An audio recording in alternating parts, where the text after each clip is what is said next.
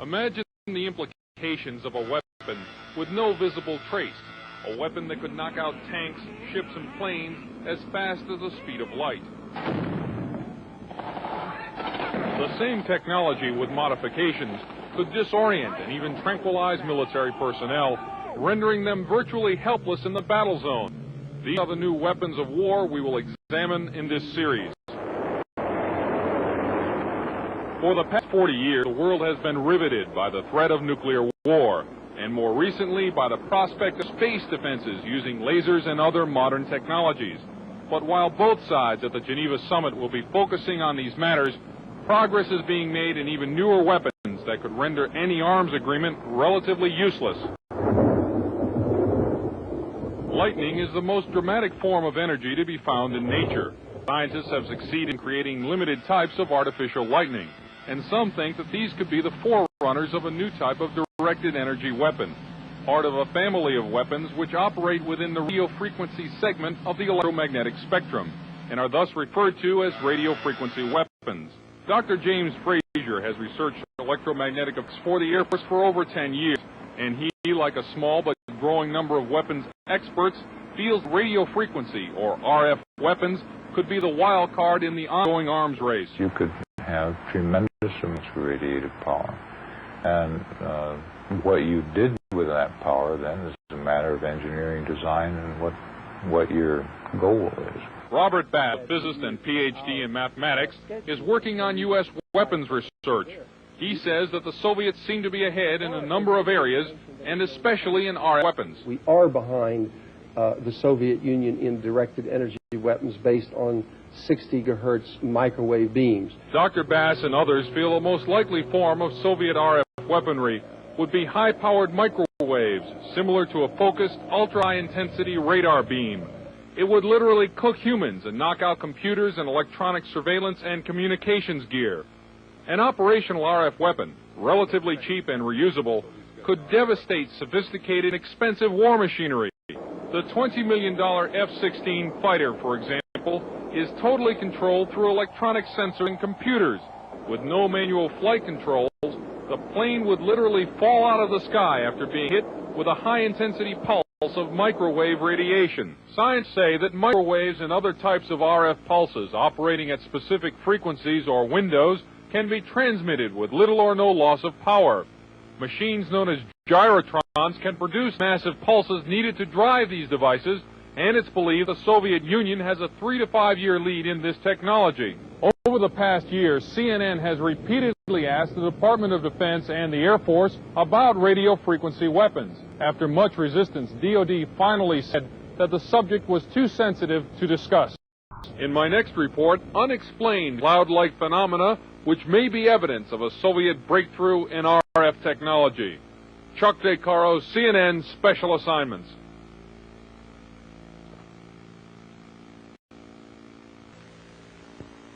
This is a Tesla coil.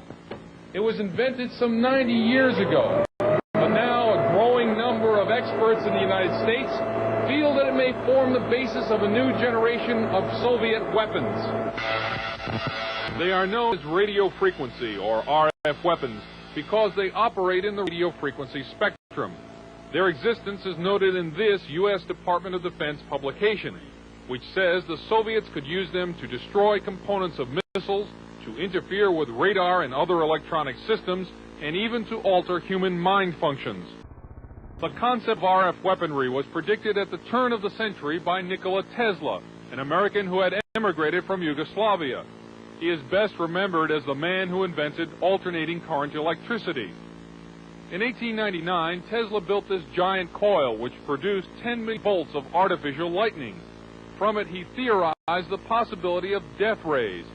This and many other of his ideas about the physics of electricity were ridiculed by the scientific establishment. Pure science is not a sure thing. You can't predict what's going to work out and what's not going to work out. Robert Golka, a research scientist, built a replica of the Tesla coil about 80 years later.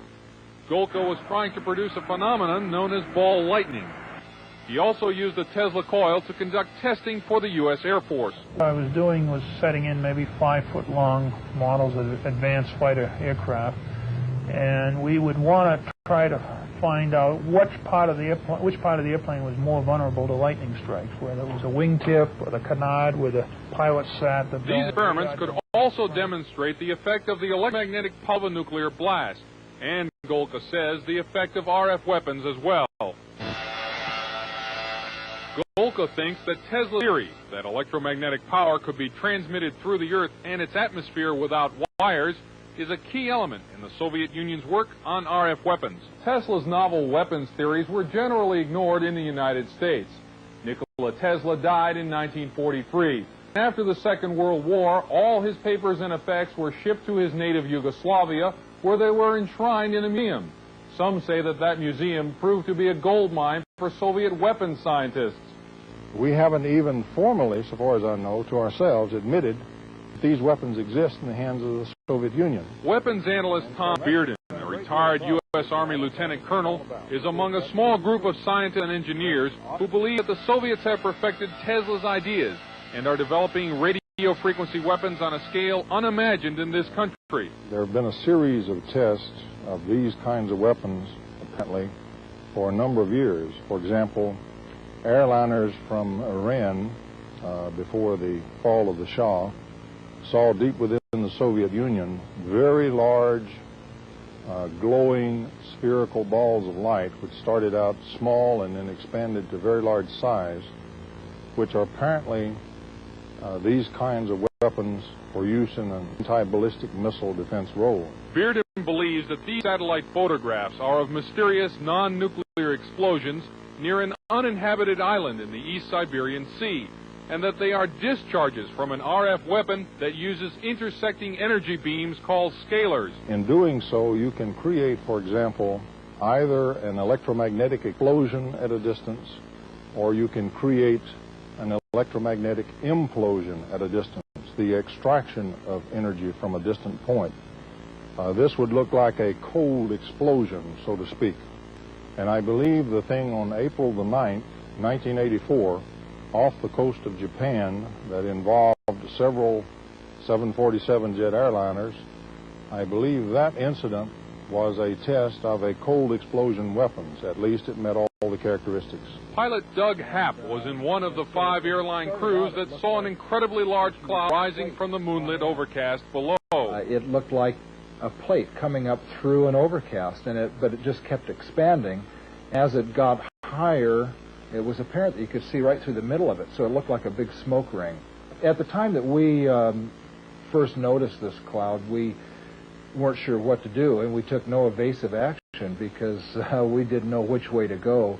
And I think eventually we either ran through it or it completely engulfed us. Happ says when his flight reached Anchorage, Alaska, it was checked for radioactive contamination.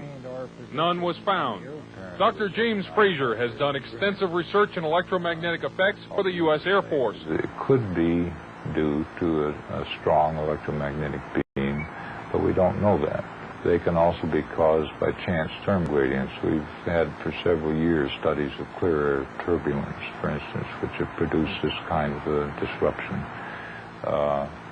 The people who cited those are experienced pilots and should have been familiar with that kind of event, and this apparently was something outside their experience. There have been a number of times when Soviet technological surprise has upset the strategic balance. In 1948, the Soviets detonated an A-bomb years before it was thought possible. In 1957, the Soviets stunned the world by launching Sputnik 1, the world's first artificial satellite. And in 1976, the Soviets were discovered to have been embarked upon a program to build particle beam weapons, a discovery which led, 5 years later, to America's Star Wars program. In each case, the United States was able to regain the balance, but this time with radio frequency weapons, some scientists feel that the Soviet lead may be permanent. In my next report, how radio frequency devices can be used as weapons against the human mind. Chuck DeCaro, CNN, on special assignment.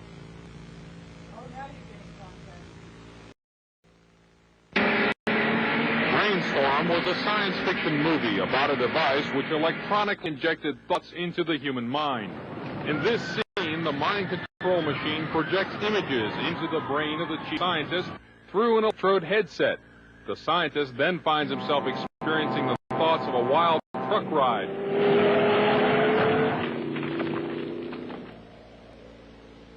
But even in this futuristic holiday tale, the subject still had to connect it to the machine by an electrode headset.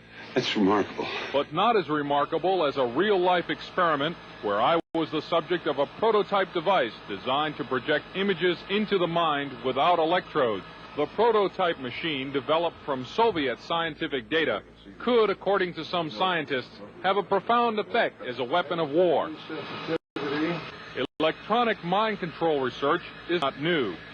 A scientific milestone in this area came in the 1960s when Dr. Jose Delgado demonstrated remote control over a charging bull.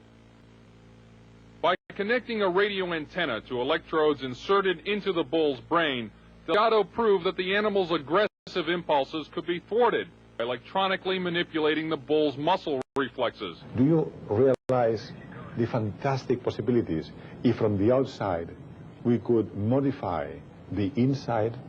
Could we give messages to the inside? But the beauty is that now we are not using electrodes. In recent years, Delgado has shown that the behavior of monkeys can be altered using low-power, pulsating magnetic fields. But in these experiments, there were no antenna implants. Any function in the brain, emotions, intellect, personality, well, we perhaps modify by this non-invasive technology. Delgado's research has so far been limited to animals, but in the Soviet Union, a radio frequency, or RF device, has been used for over 30 years to manipulate the moods of mental patients. It's called a light machine. It radiates pulses of radio frequency energy, as well as light, sound, and heat. The pulse rate is in the extremely low frequency range, between 0 and 100 pulses per second. Dr. Ross 80 is the top researcher at the Veterans Administration Hospital in Loma Linda, California. He has been investigating the effects of the LIDA machine. What do the Soviets use this machine for? Well, they don't use it anymore. We should be very clear that this is a machine which is regarded by them as somewhat obsolete technologically. The scientist, who did not want his identity revealed, is employed by the U.S. government and has done secret RF weapons search. He believes that tests done with the LIDA and similar machines prove that humans are susceptible to remote alterations of mood and awareness. Certain kinds of weak electromagnetic signals work exactly like drugs. So the promise is that anything you can do with drugs, you could do with the right electromagnetic signals. Apparently, there are specific sites involved, specific functions involved. It's a matter of matching up, just like it is with a pill or a drug, to cause and effect. You could have a cause and effect relationship between a magnetic field and a biological function. CNN enlisted the help of noted physicist Dr. Elizabeth Rauscher and electrical engineer Bill Van Bice to build and test an RF mind interference machine from data found in Soviet scientific literature. The machine itself was inexpensive and easy to construct, using parts from a consumer electronics store. It emits a weak magnetic field, pulsed at extremely low frequency. As the subject of the test, I was blindfolded, and my ears were blocked to prevent inadvertent clues as to what was happening. A magnetic probe was placed about 18 inches from my head. As the experiment began, two signal generators produced waveform patterns that were transmitted by the magnetic probe at about 1/1000th of the Earth's natural magnetic field strength. Describe anything that you see, if any. In the control room, Van Bice varied the waveforms being generated. In another room, I could see waveforms changing shape in my mind. Parabola just went by? Parabola just went by. Oh, yeah, I did. I just flipped the switch. Parabola? Uh-huh. All right. Well, let's see. Let's check this out. That's what happened. I flipped the switch. Okay. It was spike right there. Spike. Right there. Tight spike. I dramatically changed the generator. I stepped it by 10 right here. And the intermix from the two generators was right where you said that you saw a spike. Van Bice said that when I failed to see any change, it was because he had not set the proper frequency and power levels. Later, I asked Van Bice what a weapon using this technology could do. Induce basically what would be considered hallucinations of people, direct them to do things against their so-called better judgment. How easy would it be to assemble a weapon from existing off-the-shelf parts? In 3 weeks, I could put together a weapon that would take care of a whole town. We showed the results of our test to Dr. Robert Becker, a two-time Nobel nominee for his work in the biological effects of electromagnetism. This is a very significant experiment because it carries our understanding of how vision is actually performed a step further into the mystery. He said he thought the machine caused a disturbance in the brain's interpretation of vision, and as such could be used as a weapon. That kind of a disturbance in the visual system could markedly influence the operations of a fighter pilot, a helicopter pilot, or even a simple an aberration in the visual field as making everyone seeing double, or everyone having their visual field jitter like a poorly adjusted television screen. The effect of that upon the efficiency with which an Army, an Air Force, or a Navy would operate would be catastrophic. More about RF weapons in my next report. Chuck DeCaro, CNN, Special Assignments. Parts that anybody can build, done in a laboratory.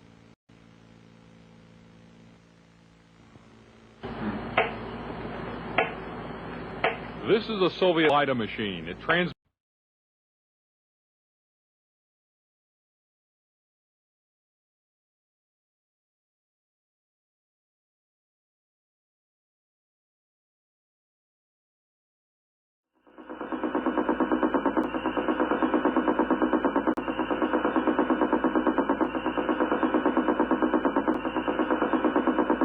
broadcast by a number of high-powered radio transmitters operating deep in the Soviet Union since July 4th, 1976. The official Defense Department explanation of the woodpecker is that it is an over-the-horizon radar designed to track U.S. missile launches. Some scientists suspect that the woodpecker is designed to interfere with human brain function. As far as I'm concerned, the potential that this has for producing a direct psychoactive effect upon the total American population is there, has never been disproven. Dr. Robert Becker is a pioneer in the field of bioeffects of electromagnetism. The signal range within which the woodpecker operates is that which has been reported by many investigators to produce a tranquilizing effect upon animals. We are just incredibly sensitive to these magnetic stimuli. Dr. Bob Beck, a PhD in nuclear engineering, has done extensive research into electromagnetic effects on humans. The signal was permeating power grids in the United States. It was being picked up by power lines, re-radiated. It was coming into the homes on the light circuits. I was surprised after coming here that the influence of electromagnetic fields was almost completely ignored here. Dr. Larissa Valenskaya was heavily involved in Soviet electromagnetic research before being allowed to emigrate to the United States. She told CNN about Soviet research in electromagnetic effects. They demonstrated theoretically and also demonstrated experimentally that low frequency, low energy electromagnetic fields also possess biological efficiency because any field not only carries energy but also carries information. She stated that the research was carried out on orders from the Soviet government. Of course, the military were extremely interested in this potential of remote influence. Is the United States military working in the field of electronic mind control? Officially, the Department of Defense will not comment because the subject area is, quote, too sensitive. But CNN has learned from this government scientist, who did not want to be identified, that a Navy laboratory conducted research into the use of an RF device for counterterrorism and special operations. It's possible to entrain a certain percentage of a population, apparently, with weak magnetic fields. The study also showed that RF signals could dissolve certain types of rat brain cells at a distance, causing disorientation and nausea. According to the scientist, even though the program was successful, the government never followed up on it. Dr. James Frazier did electromagnetic research for the U.S. Air Force for many years. At one time, he proposed a battlefield RF weapon system. You could make an antenna that would be carryable by a helicopter, and that this could be expected to produce a wide variety of symptoms, actually, by humans who happen to be standing in the beam. According to Dr. Fraser, the Air Force never followed up. Lawrence Livermore Laboratory, another RF weapons concept, is nicknamed the brain bomb. According to the book Star Warriors, the brain bomb would focus a nuclear blast into a huge pulse of low-frequency RF energy that would stun huge numbers of troops. Apparently, it too has not yet been funded. The Department of Defense will not comment about Soviet RF weapons, or if American RF weapons development is going forward. However, experts interviewed by CNN say that the Soviets are apparently ahead and could exploit that lead in a surprise strategic move, a move that could have grave consequences for the United States. From Washington, this is Chuck DeCaro, CNN Special Assignments.